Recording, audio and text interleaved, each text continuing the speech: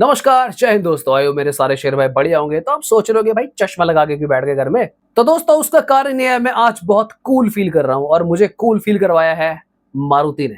सो दोस्तों रिसेंटली मैंने अपनी ब्रेजा की सर्विस करवा ली है और सारे पेपर्स मेरे पास आ चुके हैं और मारुति ने मुझे दिए हैं बेहतरीन और शानदार फ्री गिफ्ट्स। पर दोस्तों इन गिफ्ट्स के पीछे छुपा हुआ है एक काला कांड। तो अपनी सीट की पैटी बांध ली, पेटी पैटी तो खाते हैं। अपनी सीट की पेटी बांध लीजिए, आज हम मारुति का पर्दाफाश करेंगे कि सर्विस सेंटर में आखिर चल क्या रहा है। तो दोस्तों अभी रिसेंटली ही मैंने अपनी कार की सर्विस करवा ली और ये मेरी कार की 4th पेड सर्विस थी, जो कि अराउंड 20,000 किलोमीटर पे मैंने करवाई है। और मुझे काफी दिनों से इनके कॉल्स आ रहे थे कि हमारे सर्विस सेंटर पे आ जाइए और आपको हम देंगे बेस्टेस्ट डील। तो मुझे पता चला कि basically she is from other area, मेरा नंबर उन्हें कहीं से मिल गया था। तो मुझे बाद में पता चला कि सारे सर्विस सेंटर का भी सेल्स टारगेट रहता होगा कि दूसरे एरिया की कारों को भी अपने यहाँ बुलवाकर सर्विस करवा लो। पर उन्होंने हमें कुछ कमिटमेंट करे कि अगर आप हमारे यहाँ पे आते हैं तो फलनी चीज पे 30% ऑफ, फलनी पे 30% और फलने पे 30%। तो मैंने अपनी कार फाइनली वहां पर सर्विस होने के लिए दे दी विदाउट टेलिंग देम कि मैं एक यूट्यूबर हूँ।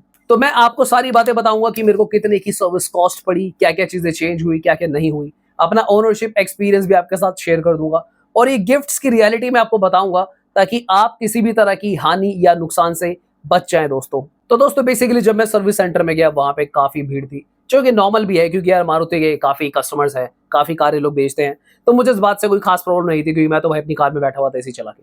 पर जब मेरा नंबर आया फाइनली, जो कि आ ही गया था आई थिंक 10-15 मिनट के अंदर, इन्होंने मेरी कार ले ली, सारी चीजें इन्होंने अच्छे से चेक वेक करा और मैं इनका टेस्ट भी करना चाहता था। मैं चाहता था कि भाई मैं अपनी कार के की चेन और कुशन्स, टेडी वेडी सब वहीं पे छोड़ दूं और इनकी ईमानदारी को चेक करूं। इतने में मेरे एडवाइजर ने मुझे कह दिया सर की चेन निकाल लीजिए, हम की चेन के लिए जिम्मेदार नहीं रहेंगे। तो मुझे बहुत अच्छा लगा भाई इनकी ईमानदारी देख के, क्योंकि की चेन चोरी हो जाते हैं। पर उसने मुझे अश्योरेंस दी कि आपकी कार की स्टेपनी, आपके जो बाकी चीजें हैं कार में जो पड़े हुए हैं सामान, वो आप एज इट इज छोड़ सकते हैं। आप अगर चाहें तो उनकी फोटो भी खींच सकते हैं, वो बिल्कुल भी चोरी नहीं होंगे। सो जब मेरी कार का जॉब कार्ड बन रहा था तो तब मुझे पता चला कि अगर मैं अपनी कार के व्हील अलाइनमेंट और साथ ही में बैलेंसिंग भी करवाता हूँ तो उसमें मुझे स्ट्रेट 30% का डिस्काउंट मिलता है। लेबर कॉस्ट में मुझे स्ट्रेट 30% का डिस्काउंट मिलेगा। एंड आई वाज लाइक क्या बात कर रहे हैं।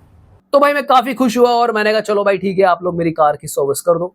और मेरी कार की सर्विस होने में तकरीबन 4 से 5 घंटे का टाइम उन्होंने मुझे दिया, जिसमें उन्होंने कहा था कि 4 घंटे में हो जाएगी पर 5 घंटे भी लग सकते हैं। एंड आई वाज लाइक कि चलो भाई काम करते हैं, वेटिंग एरिया में चलते हैं। पर दोस्तों जब मैं वेटिंग एरिया में गया वहां पे बहुत ज्यादा भीड़ थी, तो मैंने फैसला लिया कि काम करते हैं भाई, अपना कैब करते हैं और कैब करके घर की तरफ निकलते हैं। एंड फाइनली मुझे कॉल आता है कि आपकी कार की सर्विस हो गई है सर, आप अपनी कार आके ले जाइए। तो मैंने उनको बोला अरे भाई काम करो, आप कार भेज ही दो।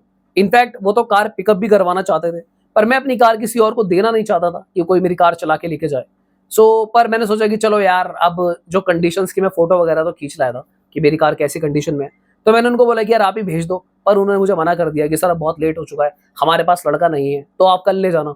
एंड आई वाज लाइक कि भाई एक दिन के लिए छोड़ना सही नहीं है, ले ही आते हैं कार को। तो जब मैंने अपनी कार इनको सर्विस के लिए दी थी, जो मुझे एस्टिमेट दिया गया था दोस्तों, वो था तकरीबन 11,500 से 12,000 रुपए के आसपास का, कि इतना आपका सर्विस कॉस्ट लग सकता है। एंड आई वाज लाइक कि यार मैंने तो सुना था कि मारुति की सर्विस थोड़ी सी सस्ती पड़ती है। हालांकि देखो अगर मैं सच बताऊं कि पहले मेरे पास पोलो थी, तो मेरी पोलो की सर्विस ही मेरे को 10-11 हज़ार रुपए की हमेशा पड़ जाती थी। और ब्रेजा फिर भी थोड़ी सी बड़ी है साइज में, इसका इंजन भी बड़ा है, तो मैं फिर भी कहीं पे काइंड ऑफ ओके था कि चलो ठीक है, अगर इसकी मुझे 11-12 हज़ार रुपए के आसपास पड़ती है। पर मैं फिर भी कहीं ना कहीं थोड़ा सा नाखुश था। पर दोस्तों जब मैं रिसेप्शन पे पहुंचा अपनी कार को पिकअप करने के लिए और मैंने बिल देखा, तो वहां पर मेरा जो एग्जैक्ट बिल डिस्काउंट होकर आया वो आया 8,800 रुपए। मैं भी आपको उसका स्क्रीनशॉट भी दिखा दूंगा। और साथ ही में भाई उन्होंने मुझको ये 3 गिफ्ट्स भी दिए। एंड आई वाज लाइक इतनी खुशी मुझे आज तक। सो मुझे मिला एक माइक्रोफाइबर क्लॉथ, साथ में मेरे को मिला एक कार परफ्यूम, और साथ ही में मुझको मिला अपनी कार के ग्लास क्लीन करने के लिए एक लिक्विड, जिससे हम अपना ड्राइविंग ग्लास जो होता है उसको क्लीन कर सकते। इन तीनों चीजों की जो अप्रोक्सीमेटली कॉस्ट थी तकरीबन 350 रुपए के आसपास, आप मान लीजिए। एंड आई वाज लाइक कि क्या बात है भाई, मारुति ने मेरे को गिफ्ट दिया। तो दोस्तों मैं फिर अपनी कार में जाके बैठ जाता हूँ और अब मैं अपनी कार निकालने के लिए तैयार हूँ। शाम के 7:30 बज रहे थे, सब लोग अपने घर जाने वाले ही थे। तो मैंने अपना बिल जब चेक करा तो मुझे उसमें रियलाइज होता है कि ये जो गिफ्ट्स हैं इनके तो पैसे लगा रखे हैं।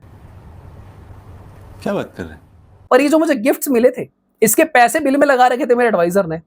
अब हुआ कुछ ऐसे कि मैंने उस एडवाइजर को कॉल करा क्योंकि मेरे पास उसका नंबर था। एंड मैंने उससे पूछा कि भाई साहब, ये जो आपने मुझे गिफ्ट दिए, जो आपने मुझे कहा कि ये गिफ्ट है, इनके तो पैसे लगे हुए हैं। तो एडवाइजर भी लाइक, सर मारुति में जब आप कभी भी सर्विस करवाते हैं तो ऐसा ही होता है। और वो समझ नहीं पाया वो किससे बात कर रहा है। एंड आई वाज लाइक, मित्र मेरी बात सुने आप, ऐसा नहीं होता है, समझ में आया आपको? तो फिर वो समझ गया फाइनली और उसने मुझसे माफी मांगी कि सर ऐसा गलती से हो गया, हमें आपसे पूछना चाहिए था। पर द फन फैक्ट इज दोस्तों कि मेरी कार में नहीं था perfume, but that does not mean कि जबरदस्ती मारुति उसको मुझे पेल देगा बिना बताए, और एडवाइजर मुझे बताएगा भी नहीं, क्योंकि जनरली आपको सजेस्ट करना चाहिए कि सर आप यहाँ से खरीद सकते हो।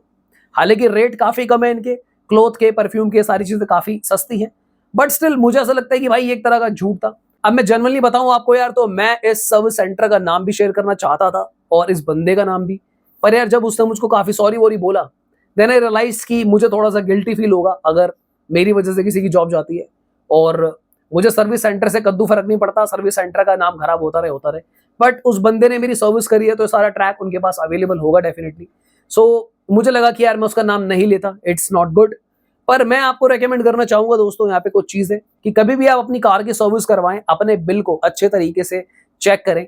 अगर आपको थोड़ी सी प्रॉब्लम हो रही है बिल को समझने में, तो आप अपने एडवाइजर को ही बोले कि भाई मेरे को बता इसमें किस किस चीज के पैसे तुमने लगाए हैं। या फिर अगर आपके घर में कोई फैमिली मेंबर है उनको साथ ले जाएं, स्पेशली अगर आपकी फैमिली मेंबर में कोई यंग किड्स हैं 18, 20, 21 साल के, 15 साल के, ये काफी स्मार्ट होते हैं, आप इनको ले जाएं।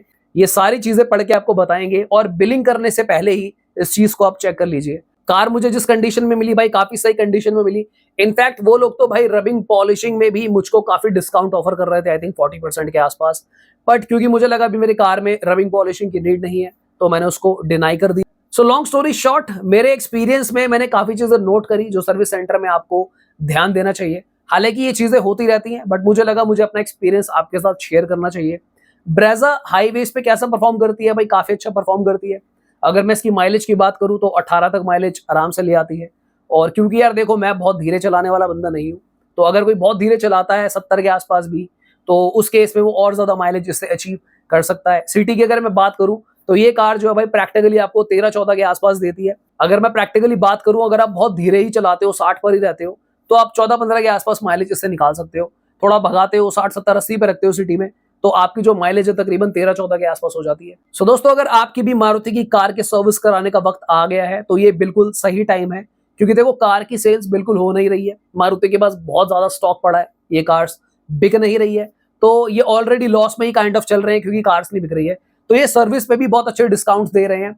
और अगर आप चाहें तो आपके इलाके में, अगर हो सकता है कई बार 2 या 3 सर्विस सेंटर भी होते हैं आपके शहर में, अलग अलग सर्विस सेंटर्स पे कॉल करो आप, तो कहीं ना कहीं आपको जरूर अच्छा डिस्काउंट मिल जाएगा। आराम से 3-4 हजार रुपए आप अपनी सर्विस पे इजीली बचा लेंगे। बाकी दोस्तों, अगर मैं प्रो एंड कॉन्स की बात करूं तो भाई ये सच है कि मारुति की सर्विस काफी अच्छी है, क्योंकि ये जो चीज मेरे साथ हुई, जो ये 300-400 रुपए का काइंड ऑफ छोटा घपला हुआ, इसको मैं ये कहूंगा कि ये मेरे एडवाइजर की गलती है, क्योंकि मुझे नहीं लगता कि भाई मारुति ने कभी किसी को ऐसे कहा होगा कि भाई बिना पूछे कंज्यूमर के बिल में से ऐड करवा दो, क्योंकि इतनी बेवकूफ कंपनी मारुति नहीं है। मे भी हो सकता है कि भाई अपने सेल्स प्रेशर या टारगेट के अंडर आकर उस एडवाइजर ने ऐसा स्टेप लिया। उसने मुझे कमिटमेंट भी करी कि वो आगे से किसी और के साथ ऐसा नहीं करेगा। यही एक क्लॉज था जिसकी वजह से मैं उसका नाम नहीं ले रहा हूँ। सो आई होप अब ये और किसी के साथ नहीं होगा। उस पर्टिकुलर सर्विस सेंटर में आई थी, बिहेवियर भी मेरे एडवाइजर का बहुत ही अच्छा था, जिसकी वजह से थोड़ा मैं कम गुस्सा हुआ। हालांकि देखो चोरी तो थोड़ी चोरी ही है, बट ओवरऑल उस बंदे का बिहेवियर काफी अच्छा था। उसने बहुत टाइमली, बहुत मैनर के साथ मुझे असिस्ट करा। Even though as I said, मैंने उनको नहीं बताया था कि मैं कोई सोशल नेटवर्किंग पे एक्टिव रहता हूँ, लाइक यूट्यूबर हूँ एक्सेट्रा।